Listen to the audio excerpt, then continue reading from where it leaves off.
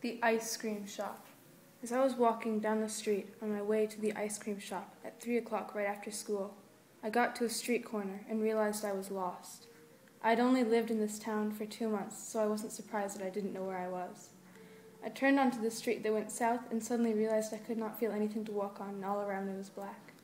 Even when I looked back, I couldn't see the street I just came from.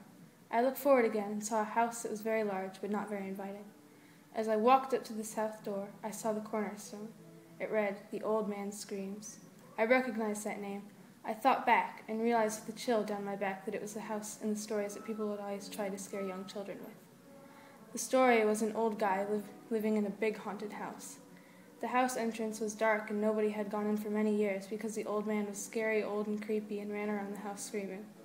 On the third floor, in the top corner of the north side, it was very dark and lights had been out for about 126 years, but one of the windows was still lit.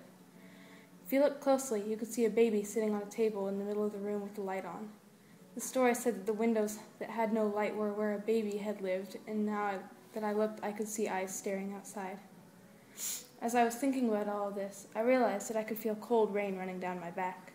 I had been too involved about thinking about the house that I hadn't noticed that my whole body was becoming dissolved. I ran into the house and the door opened for me, but I didn't notice it at the time because I was too scared. When I walked in, I stared there, panting for my breath, wondering how I could have gotten myself into the situation. I looked down the hallway and saw that it was dark, but there were lights at the end. I just wanted to leave. I turned back to the door and tried the handle, but it was locked. I turned back around, so now I was facing the hallway and tried to see if maybe there was a door at the other end of the hallway. Then, boom! Where the sound was echoing in my head, the vending machine directly to my right had fallen. I looked where the vending machine had fallen, but the lights had all flickered out. As my eyes became adjusted to the darkness, I could almost make out a figure behind it. I was scared, so I ran up the stairs to the second floor. I stopped, but I could hear steps echoing behind me. There was someone following me. I turned to run up the stairs and came to the third floor. When I heard the steps kept coming after me, I decided that I should try to shake it off my track by going down the third floor hallway. As I went down, I got into a room with a vase sitting in it. I saw steam coming out of it, so I thought it had water in it. I was thirsty from running around, and I didn't care that it was hot water, I just needed it. I opened the vase, and there was water, but the water looked strange, and the shape was also strange. Then there came a head of an animal out of it, and what looked like a bear came out.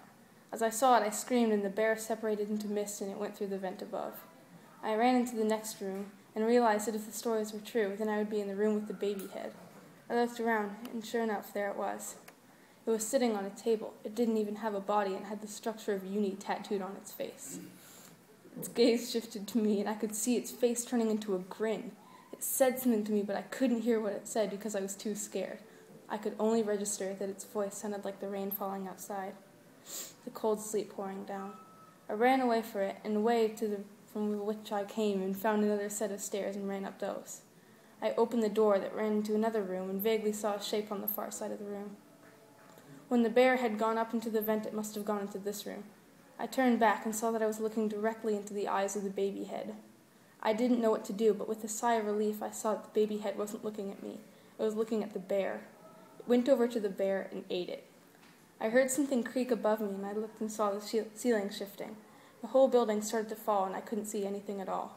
About 20 years later, some people turned onto the same street corner and ended up in the same place, except the house wasn't there anymore. They rebuilt it and turned it into a school, and now there's the answer to the question, what's the history of the school we go to? The end.